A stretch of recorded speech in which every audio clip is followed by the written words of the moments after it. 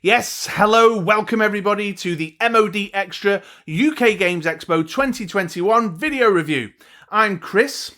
I'm a very tired Chris. I'm an exhausted Chris. I've just spent my weekend hardcore board game conventioning at the UK Games Expo and then straight back into work today. But nonetheless, I'm here to tell you some thoughts about how I found the weekend. So come back in 6 seconds time to hear what I've got to say.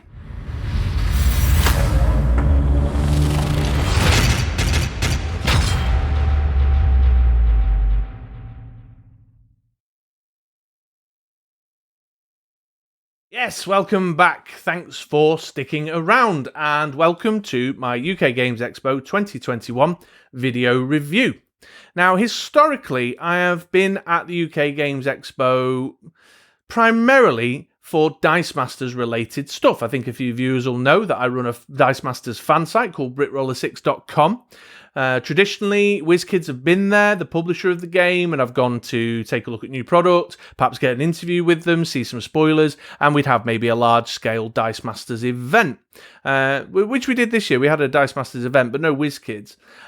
So I would do a written review. However, now I'm expanding into this second channel and widening up into the broader niche of games and collectibles. I thought I'd have a go at doing a bit of a video review. So thanks for sticking around. Hopefully you'll enjoy what you have to see. I'm going to break it down into 3 sections.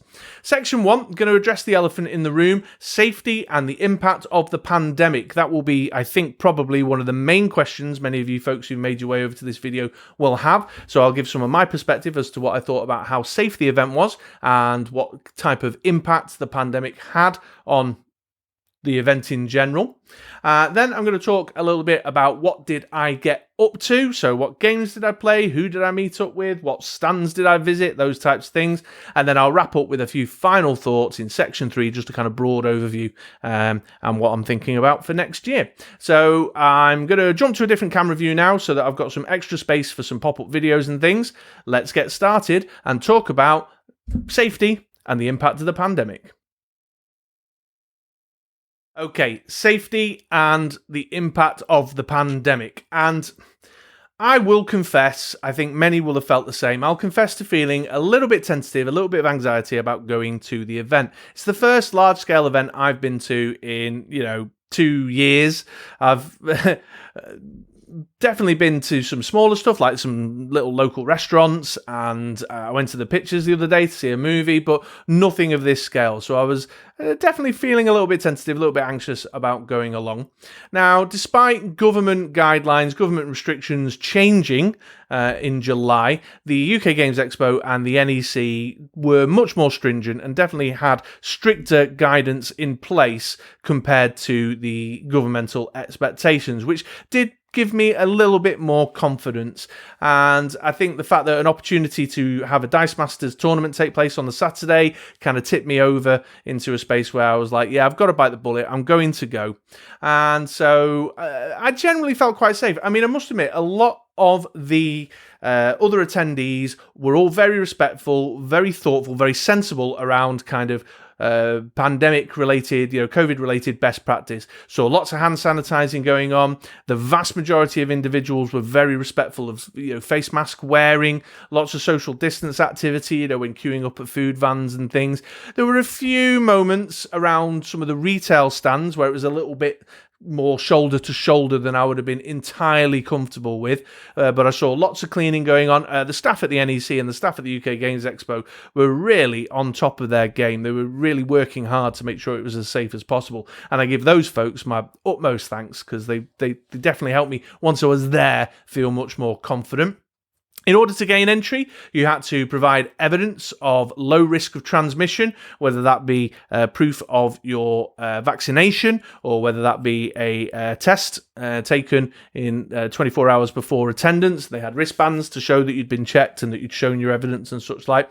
So there's plenty going on to inspire a bit more confidence. Now, time will tell how much of a risk it truly turned out to be, but being there in the moment, once I got over an initial kind of arrival feeling of, ooh, there's a lot of people about here, and being in a hall of that nature that I hadn't been in for a very, very long time, once I kind of got over some initial feelings of anxiety, it kind of settled down and I felt more comfortable through the weekend. And I would not deny that a few beers on Friday night while I was playing some games helped me relax a little bit too.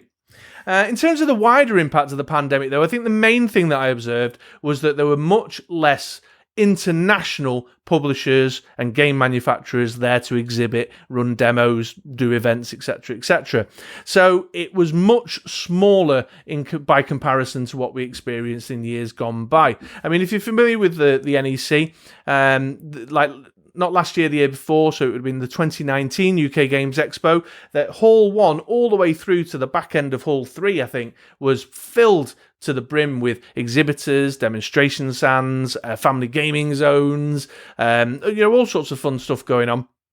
And then in addition to that, you had kind of Hall 4 and 5, the back wall of that U-shape being taken up by tournaments and events and gaming activity. And these were big-scale events, big Magic events.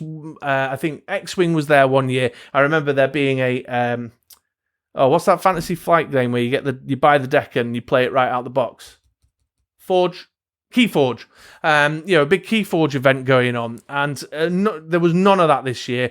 The tournaments and events were much reduced. There was a lot less exhibitors, largely because of the absence of European and North American exhibitors that would have made their way over historically, and so it was just basically Hall 2 and a bit of Hall 3. So much reduced in size was the main, most immediate impact I could sense, over and above, obviously, the additional safety measures that, and entry requirements that I had to go through. So did I feel safe? Yes, I felt okay. Like I say, there were a few moments where I felt a bit too shoulder to shoulder occasionally, but largely speaking, both the UK Games Expo volunteers, the Birmingham NEC staff, and the other attendees were sensible, respectful, and followed best practice, and I think that's to everyone's credit. Hello. You're on film. Excellent news. Yes, I'm sure. I knew you'd be pleased with that. I'll try and be dazzling.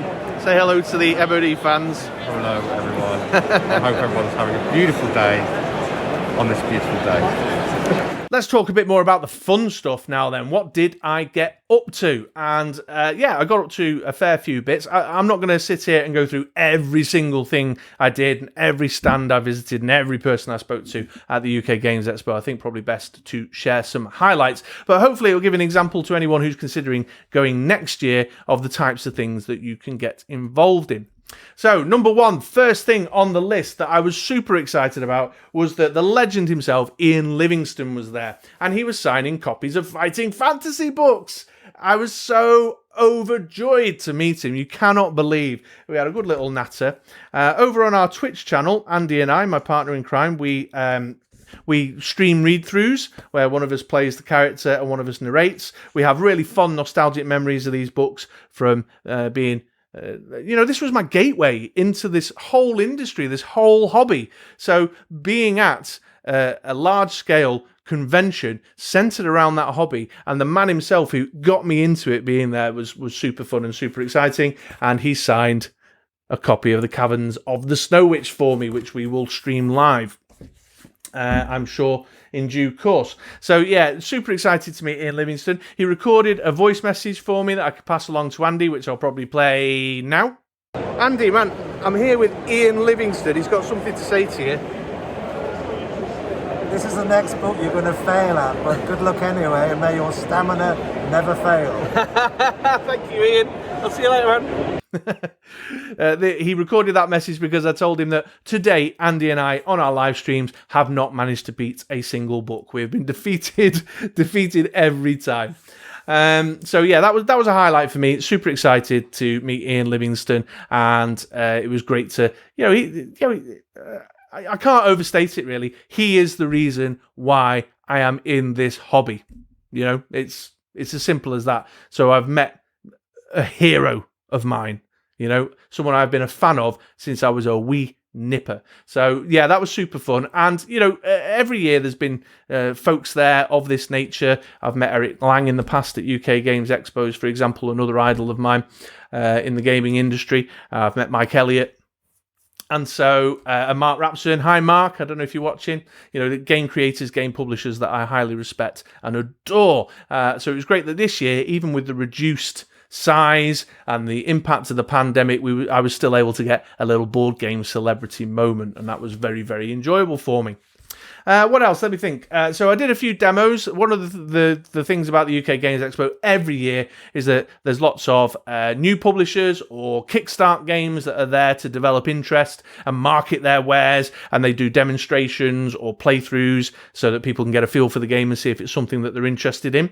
There was a few that caught my eye. One, in fact, that I bought. So I went to the Asmodee stand. Some of you guys will know the big distributor, Asmodee, and I actually picked up a copy of it. Equinox. I did a short demonstration of this.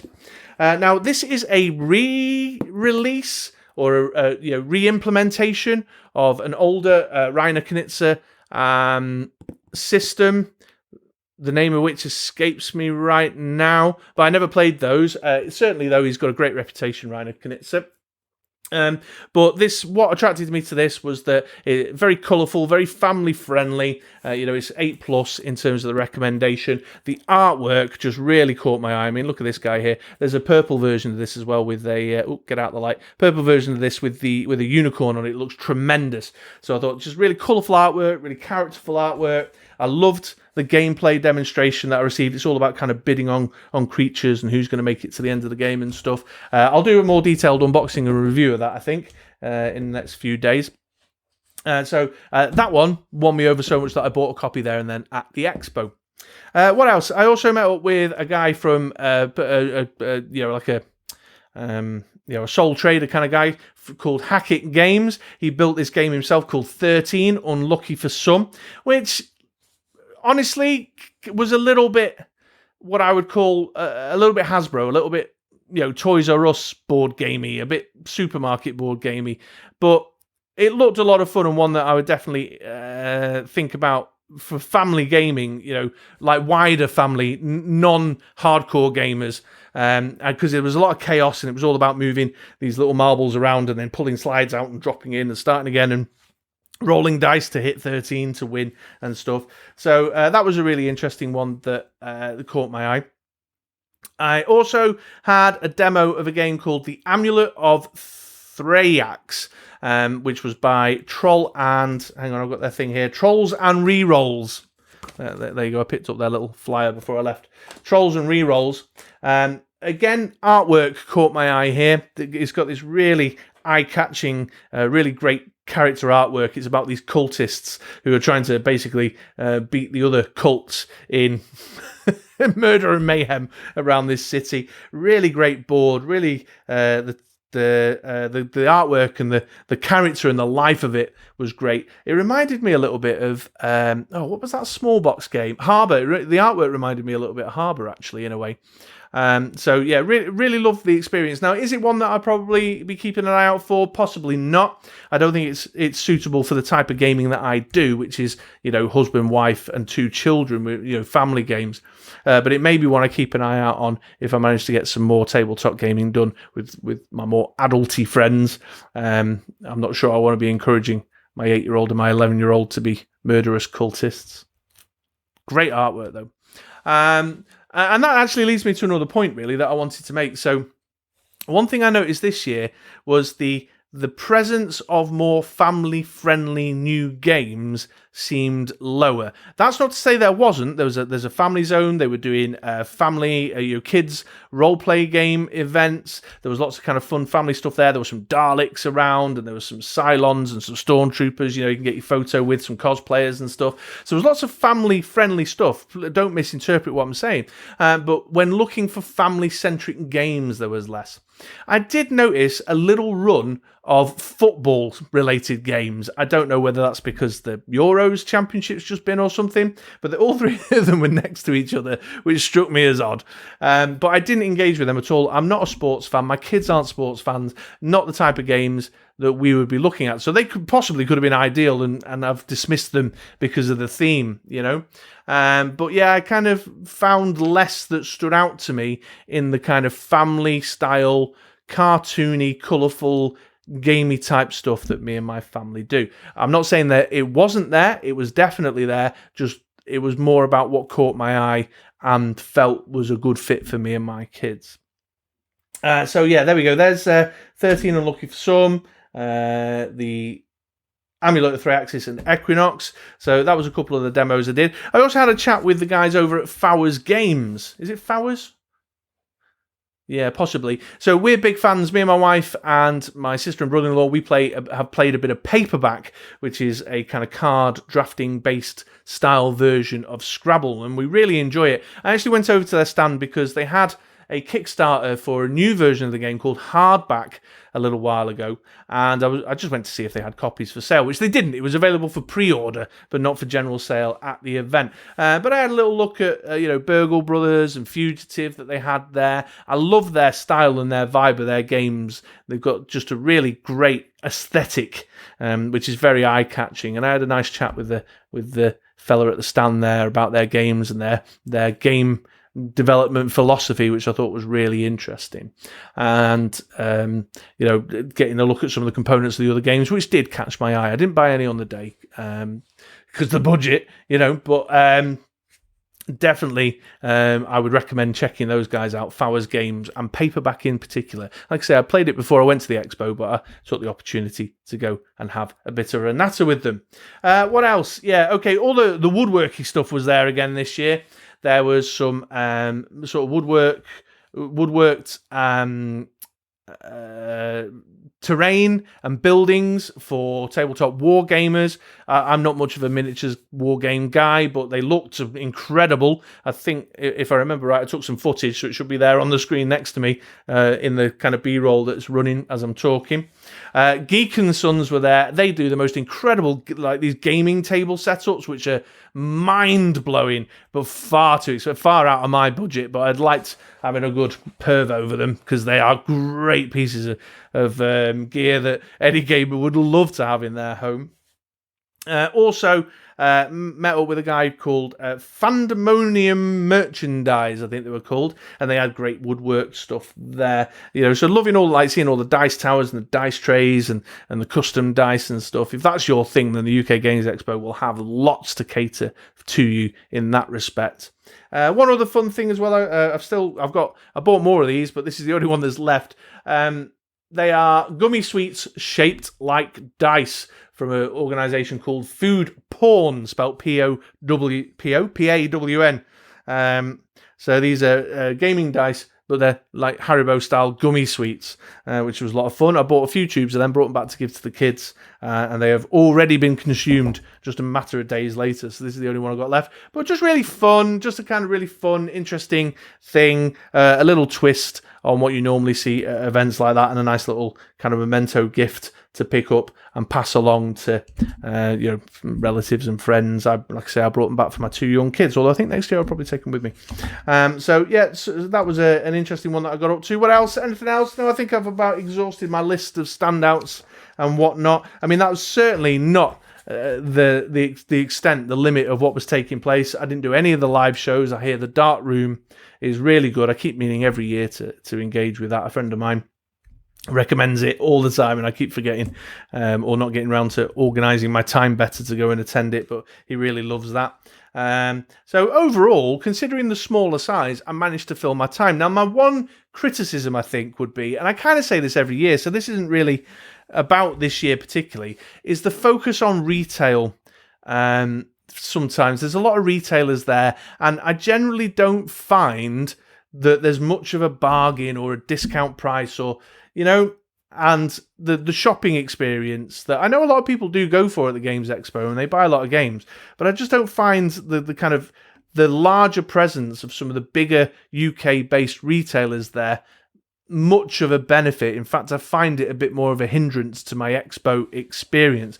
I would much prefer that the space that's being given to the likes of Zartu Games and Games Law and Firestorm Cards, etc., that be given to either more unique, smaller, independent game manufacturing stuff. Like there was a stand that was doing hobby-related T-shirt patterns, and that's of more interest to me than just racks and racks and racks of the same games. They're all stocking heavily what the big fashionable games are of the moment. They're all duking it out for the best price, but I don't think any of them are really offering anything that I couldn't do by logging on right now and buying it, and probably getting it a touch cheaper from an online retailer.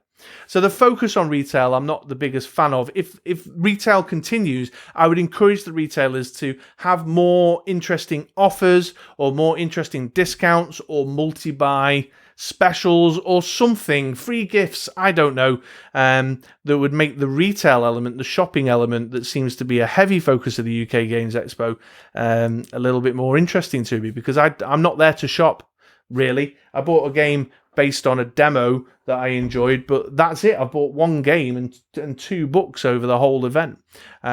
So yeah, I don't know. The retail aspect of it all is just of minimal interest to me. And even if it was of more interest to me, I don't think I'm getting anything there at the expo, except maybe the inconvenience of carting all the stuff around, making multiple trips to the shop and drop or back to my hotel room to stack stuff up. I would want to see more discounts or deals or more interesting retail stuff, or smaller, more independent retailers with unique products like food porn or the woodworkers, the independent manufacturers. Oh, actually, on that note, I will point out one. I had a conversation with a guy from a company called Strata Miniatures. They design miniatures, and he was showing me some great stuff they were doing. Again, I'm not a miniature gamer, but I was just really interested that they do called Dungeons and Diversity. You know, they create miniatures that are acknowledging a much more diverse range of gamers, and they have miniatures that are in like combat wheelchairs and stuff. And that's the type of retailer I'm much more interested in, or I'd much rather see more exhibitors demonstrating games or giving opportunities to see games up close, or learning more about the game manufacturing process, or I don't know. I just feel like a lot of square footage is dedicated to the retail. So that's probably my one criticism. And it's my hope next year that my other criticism, the reduced size, will be, that's not on the UK Games Expo, is it? Let's face facts. That's just the worldwide circumstances. And that some of the larger or some of the international publishers I'm interested in will be present next year. All right, I've churned on for a good 10-15 minutes there, so I'm going to take a break. Hopefully you enjoyed some of the B-roll that I've been running in the background, showing off my experience too. Let's just move to a final wrap-up. Is a wave? Hey! Yeah. Hello.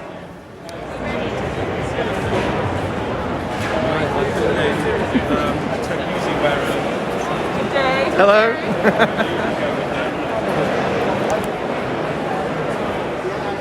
Is a wave? Look at that, your facial recognition thought you were me. Where are you? There you are.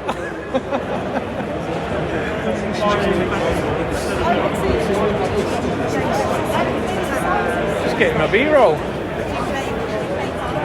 It's a bit of the action.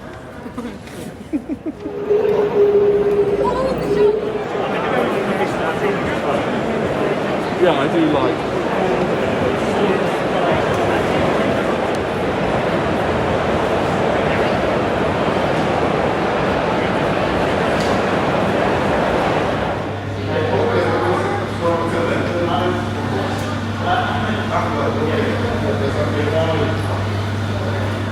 So to wrap up then, I would wholeheartedly recommend the UK Games Expo any year, really. And even despite the fact that the state of play right now is unique and impacted the size of the expo and the extent of what was going on and the international distributors and the additional safety requirements, I still had a great time. I certainly enjoyed, they still made sure there was loads of open gaming space where you could get together with friends, try out games and that. Would I like more demonstrations and less retail? Yes. Would I have liked more exhibitors? Yes. Do I understand why that wasn't the case? Absolutely I do, and I don't hold the UK Games Expo to account to that at all.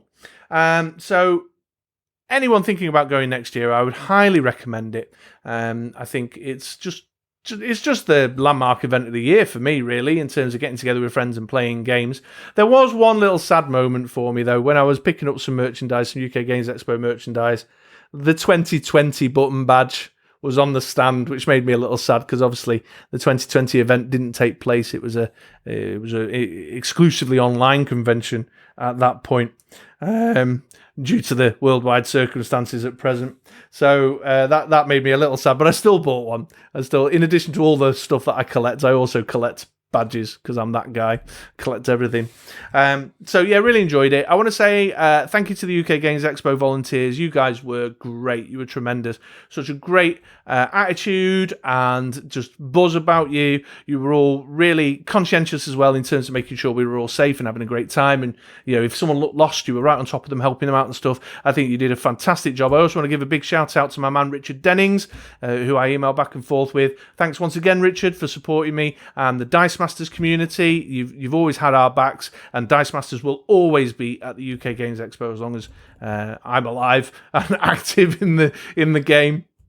And Richard will always make sure that we're taken care of, I'm sure. So thank you, Richard, and the rest of the UK Games Expo committee and the staff at the Birmingham NEC. Jesus, do you know what? The security staff, the cleaning crews, all you guys were just busting a gut, working really hard the whole weekend, but always with a smile on your face. And I think, that's to your credit, and I'm really grateful for that. And of course, I'll finish up by saying thanks to Ben, Anna, Rob, Mike, Stu, Paul, Seth, Helen, who am I missing out? Martin, who else was there? I'm thinking Alex, Hugo, all the guys that I got some games in with over the weekend. It was really tremendous to see you guys face to face and spend some time playing some board games with you all. So there you go.